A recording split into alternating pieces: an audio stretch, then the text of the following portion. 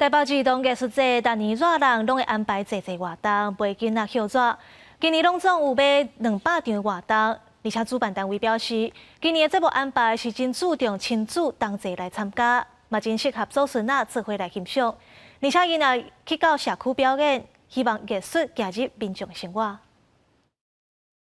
请问总共有几场演出？至少2个演出。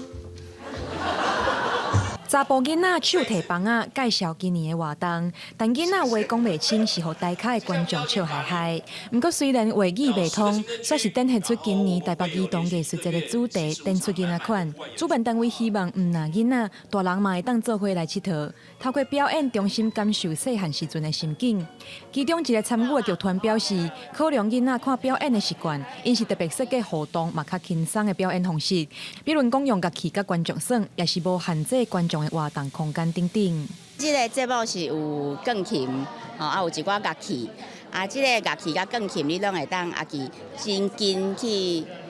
看卖，去听看卖，嘛会当实在你要去对拢会当去。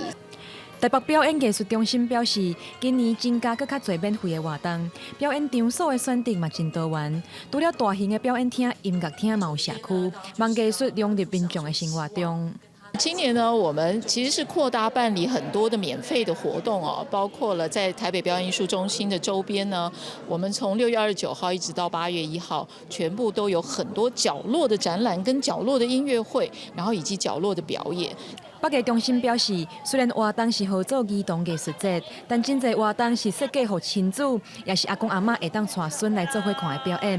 台北儿童艺术节伫咧休落的时间举办，就是鼓励规家伙仔同齐参加。记者王可选社桂林台北报道。